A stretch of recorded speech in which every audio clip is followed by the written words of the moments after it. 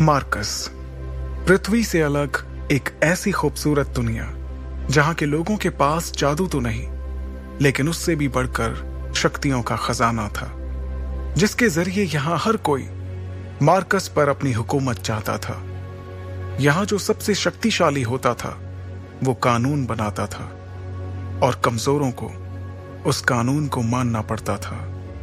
Marcus के सबसे जाने माने साम्राज्यों में से एक था ओहान साम्राज्य, और ओहान साम्राज्य का एक बड़ा खास शहर था मेसोडोरिया शहर। मेसोडोरिया शहर के खुले से मैदान में आज सैकड़ों लोगों की भीड़ जमा थी।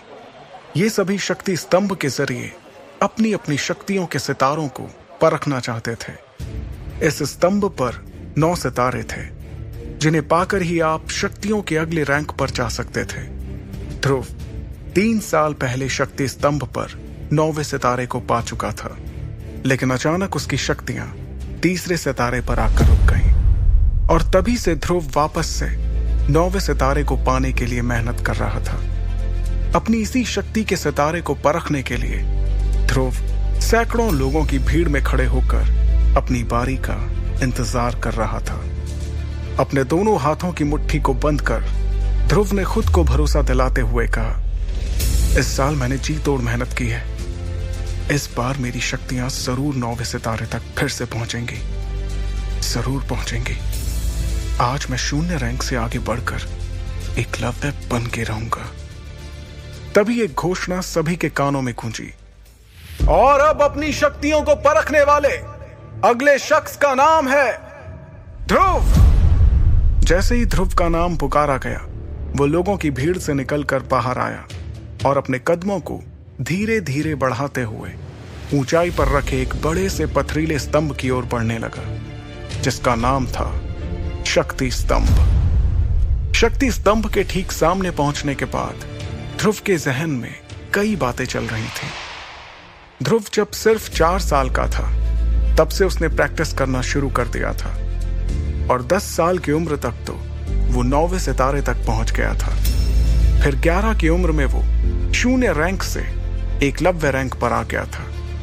शौर्य दल के 100 साल के इतिहास में ये पहली बार था जब एक 11 साल का बच्चा एकलव्य बन गया हो। लेकिन उसके बाद ऐसा कुछ हुआ कि अचानक से एकलव्य एक बार फिर से शून्य रैंक पर आ गया। यही सब सोचते हुए ध्रुव ने अपने दाहिने हाथ की हथेली को शक्ति स्तंभ पर रखने के लिए आगे बढ़ाया।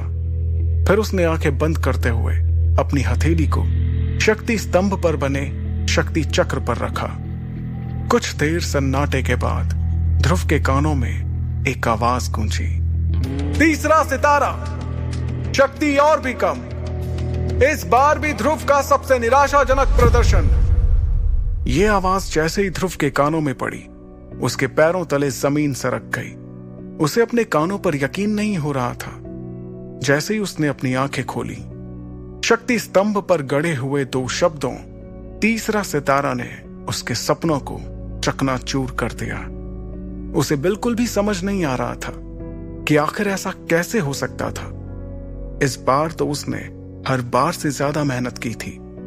शक्ति स्तंभ के सामने खड़े ध्रुव ने अपने आप से बड़बड़ाते हुए कहा, नहीं नहीं, ऐसा नहीं हो सकता, ऐसा बिल्कुल भी नहीं हो सकता।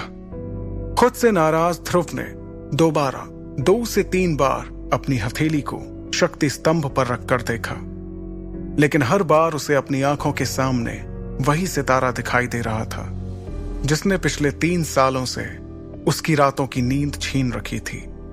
उधर मैदान में खड़े सैकड़ों लोगों की भीड़ में से किसी ने चिल्लाते हुए कहा, ए शून्य रैंक, चल अब नीचे आ जा। अगर बार बार शक्ति स्तंभ पर हाथ रखने से शक्तियों का सितारा बढ़ जाता तो तू पिछले 3 सालों से तीसरे सितारे पर नहीं होता।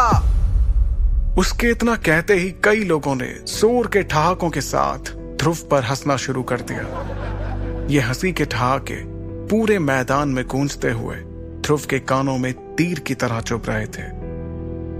ध्रुव ने वहां से निकलने के लिए अपने कदमों को आगे बढ़ाना शुरू किया, लेकिन अब उसके कानों में उन सभी के हंसी के ठहाकों के साथ कई ताने भी सुनाई देना शुरू हो गए। क्यों भाई, एक बार फिर से ध्रुव ने साबित कर ही दिया कि वो पिछले 3 सालों से शून्य था, शून्य है और आगे भी शून्य ही रहेगा। गलती से ही हीरो बन गया था ये छोटी सी उम्र में। हाँ भाई, बिल्कुल सही कहा। और मेरे हिसाब से अब इस शून्य की कीमत हमारे शौर्य दल में किसी कचरे से कम नहीं है। बात तो तुम्हारी भी सही है, लेकिन हमारी मजबूरी भी तो देखो। हमारे शौर्य दल के जांबाज लीडर अरेंद्र उसके पिता हैं। अगर ऐसा नहीं होता तो हम लोगों ने इसे कब का मेसोडोरिया से बाहर फेंक दिया होता। लोगों के मुंह से निकलते ताने ध्रुव के दिल में बेचैनी और घबराहट पैदा कर रहे थे। ये घबराहट अब उसके चेहरे पर भी साफ साफ नजर आ रही थी, जिसे वहीं पर मौजूद उसकी सबसे अच्छी दोस्त इरा भी भाप चुकी थी। इरा भीड़ से निकलते हुए बाहर आई और उसने ध्रुव के कंधे पर अपना हाथ रखा। अगले ही पल उन दोनों की नजरें आपस में मिली, जिससे ध्रुव की बेचैनी थोड़ी कम हुई। कुछ ही देर में वो दोनों साथ साथ कदम बढ़ाते हुए मैदान से बाहर निकल के जाने लगे। ध्रुव अपने घर शौर्य महल की तरफ बढ़ रहा था। तभी इरा ने उदास दिख रहे ध्रुव का हौसला बढ़ाते हुए कहा, ध्रुव, तुम्हें उन लोगों की बातों से परेशान नहीं होना चाहिए। मुझे तुम पर पूरा भरोसा है। एक ना एक दिन तुम एकलव्य जरूर बनोगे। इरा अपने सबसे अच्छे दोस्त को दिलासा देने की कोशिश कर रही थी, लेकिन इस वक्त ध्रुव के जहन में सिर्फ एक ही बात चल रही थी कि आखिर इतनी मेहनत करने के बाद भी उसकी शक्तियां क्यों नहीं बढ़ रही थी। एक तरफ जहां ध्रुव की परेशानियां बढ़ती जा रही थी, तो दूसरी तरफ एक और परेशानी उसके घर की ओर कदम बढ़ा रही थी। लेकिन ध्रुव उस परेशानी से पूरी तरह बेखबर था। ध्रुव और इरा आखिरकार शौर्य महल पहुंच गए। शौर्य महल में ध्रुव के पिता अरेंद्र, जो कि शौर्य दल के लीडर भी थे, अपने दल के कुछ बुजुर्गों के साथ बैठकर किसी खास मुद्दे पर बातचीत कर रहे थे। लेकिन जैसे ही अरेंद्र की नजर अपने बेटे ध्रुव पर गई, उसके उदास चेहरे को देखकर उन्हें सब कुछ समझ आ गया। वो अपनी बातचीत को वहीं पर रोककर ध्रुव के पास गए। अरेंद्र ने अपने बेटे ध्रुव को सीने से लगाते हुए कहा, कोई बात नहीं ध्रुव, तुम मेरे बेटे हो, शौर्य दल के लीडर अरेंद्र के बेटे। अगली बार तुम्हें जरूर कामयाबी मिलेगी, हिम्मत मत हारना।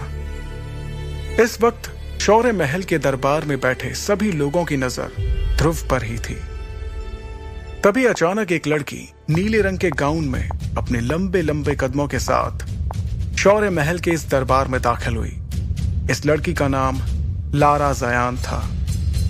लारा के दादाजी ओहान साम्राज्य के शेरदिल सेनापति रह चुके थे और लारा अंबर दल की होने वाली लीडर थी।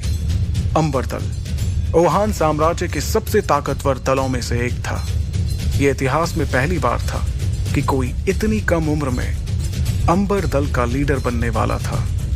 लारा को अपने सामने देखकर सभी लोगों के साथ अरेंद्र भी हैरानी में पड़ गए, क्योंकि सभी जानते थे कि ये कोई आम लड़की नहीं, बल्कि अंबर दल की होने वाली लीडर थी। लारा का अचानक इस तरह से महल में आना किसी को भी समझ नहीं आ रहा था।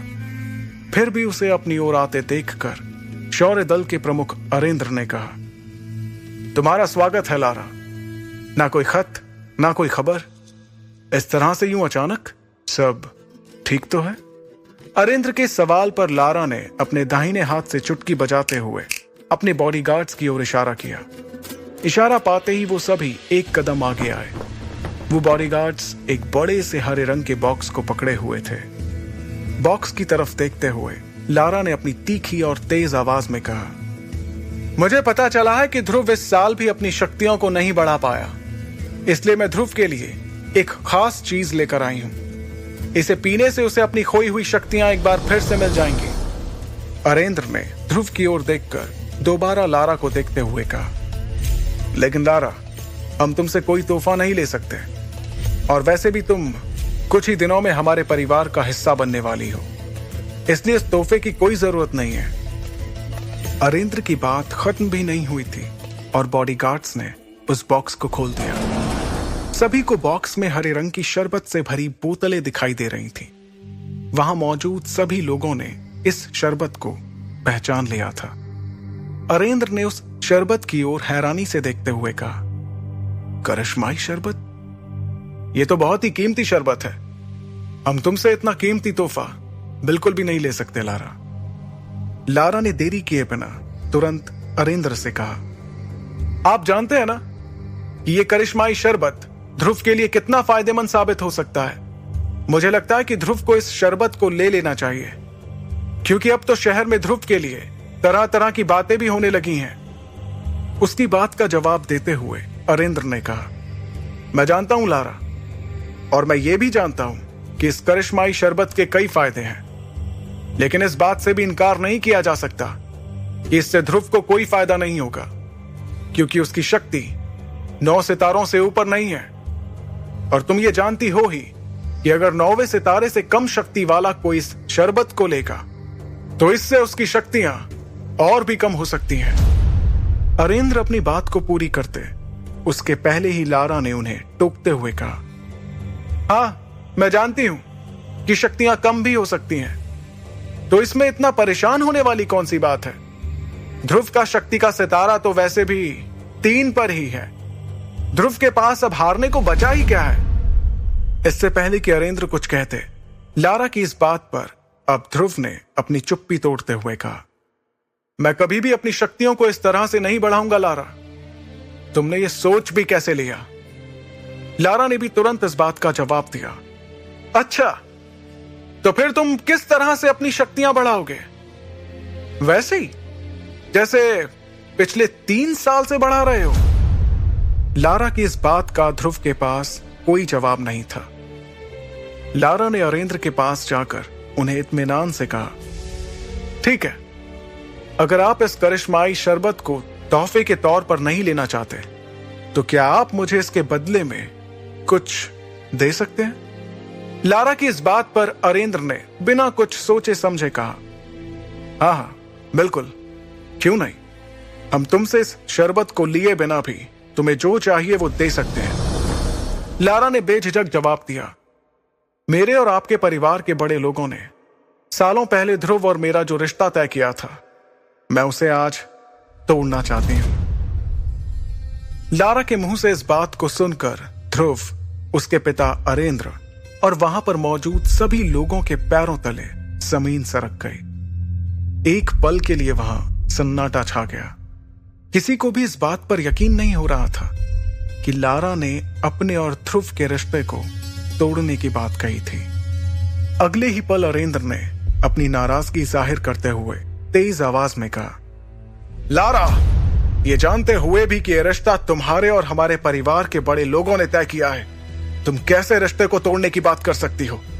तुम जानती हो ना ये कितना गलत माना जाता है। अरेंद्र की नाराजगी के जवाब में लारा ने बड़ी ही बेफिक्री के साथ कहा, यह रिश्ता जरूर परिवार के बड़े लोगों ने तय किया था, लेकिन तब और अब में काफी फर्क आ चुका है।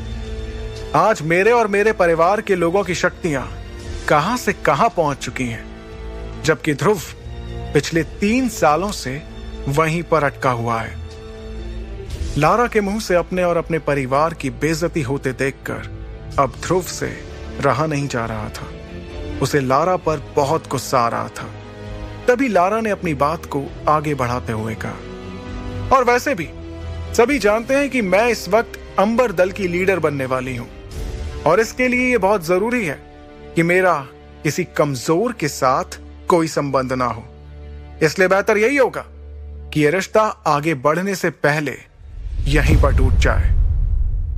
अंबर दल की लीडर बनने वाली बात पर गौर करते हुए अरेंद्र ने उससे कहा, तो यह है असली बात, बाकी सब तो तुम्हारे लिए एक बहाना था, सिर्फ एक बहाना। तुम्हें परिवार की कोई फिक्र नहीं है। तुम्हारे सिर पर तो सिर्फ सबसे शक्तिशाली बनने का जुनून सवार है, और इसलिए तुम इस रिश्ते को तोड़ना चाहती हो। इस बार लारा ने बेशर्मी से जवाब देते हुए कहा, तो आप ही बताइए कि मैं कैसे उस इंसान से अपना रिश्ता जोड़ लूं जो पिछले 3 सालों से अपनी शक्तियों को बढ़ा नहीं पा रहा। लारा की इस बात का वाकई में वहां पर किसी के पास कोई जवाब नहीं था। तब लारा ने दोबारा उस करिश्माई शरबत की तरफ देखते हुए कहा, अब आपके लिए यही बेहतर होगा कि आप मेरी बातों को मान लें और इस करिश्माई शरबत को स्वीकार करते हुए इस रिश्ते को तोड़ दें, क्योंकि आप भी जानते हैं ये शरबत कितना कीमती है और ध्रुव के लिए कितना जरूरी है। अब ध्रुव के सब्र का बांध भी टूट चुका था। वो लारा के ठीक सामने आकर खड़ा हो गया और उसकी आंखों में आंखें डालते हुए बोला, ठीक है, तुम्हें इस रिश्ते को तोड़ना है तो ये टूटेगा, जरूर टूटेगा। ध्रुव के इतना कहते ही सभी हैरानी से उन दोनों के चेहरे की तरफ देखने लगे। तभी ध्रुव ने अपनी बात को आगे बढ़ाया, लेकिन इस रिश्ते को तोड़ने से पहले हमारी शादी होगी और उसके बाद मैं तुम्हें तलाक देकर इस रिश्ते को हमेशा हमेशा के लिए तोड़ दूंगा। बताओ, है मंजूर? ध्रुव की इस बात पर लारा ने तपाक से गुस्से में झल्लाते हुए कहा, ये क्या बकवास कर रहे हो तुम? तुम्हें मालूम भी है इससे मेरे परिवार की कितनी बदनामी होगी? तब ध्रुव ने बड़े ही इत्मीनान से जवाब देते हुए कहा, तो जो तुम कर रही हो उससे हमारे परिवार की बदनामी नहीं होगी? जब बदनामी होनी ही है तो क्यों ना दोनों की ही हो? इस जवाब पर लारा ने तेवर दिखाते हुए कहा, मुझे यकीन नहीं आ रहा है कि मैं उसी ध्रुव से बात कर रही हूं जिसे मैं कुछ सालों पहले मिली थी। ध्रुव ने बिना वक्त गवाए अपने उसी अंदाज को बरकरार रखते हुए कहा, मुझे भी यकीन नहीं हो रहा है कि कैसे तुम इस करिश्माई शरबत की आड़ में इस रिश्ते को खत्म करने के लिए बिना कुछ सोचे समझे यहां चली आई। इतनी बातें करते हुए ध्रुव और लारा दोनों के चेहरे एक दूसरे के बहुत ही नजदीक आ गए थे। उन दोनों की आंखें एक दूसरे को घूरे जा रही थीं। माहौल गर्माता हुआ देखकर लारा के बॉडीगार्ड्स अपनी जगह से आगे बढ़े, लेकिन अगले ही पल लारा का एक इशारा मिलते ही उन सभी ने अपने आप को रोक लिया। फिर लारा ने अपनी बात को आगे बढ़ाते हुए कहा, मेरे पास एक तरीका है जिससे हम इस रिश्ते का फैसला कर सकते हैं। ध्रुव ने उससे पूछा, और वो क्या है? लारा ने कहा, 3 साल बाद हम दोनों के बीच एक मुकाबला होगा। अगर उस मुकाबले में मैं जीत गई तो तुम्हें इस रिश्ते को तोड़ना होगा, और अगर तुम जीत जाते हो तो वही होगा जो तुम चाहोगे। लारा की ये शर्त सुनते ही शौर्य महल में एक सन्नाटा छा गया था। अब सभी की नजरें ध्रुव के जवाब का इंतजार कर रही थी। क्या ध्रुव अपनी मंगेतर लारा की शर्त मानेगा? आखिर क्या वजह है जो ध्रुव की शक्तियां पिछले 3 सालों से आगे नहीं बढ़ पा रही थी? कैसे लड़ेगा ध्रुव अपने से शक्तिशाली लारा से? आगे की कहानी जानने के लिए सुनते रहिए सुपर योद्धा।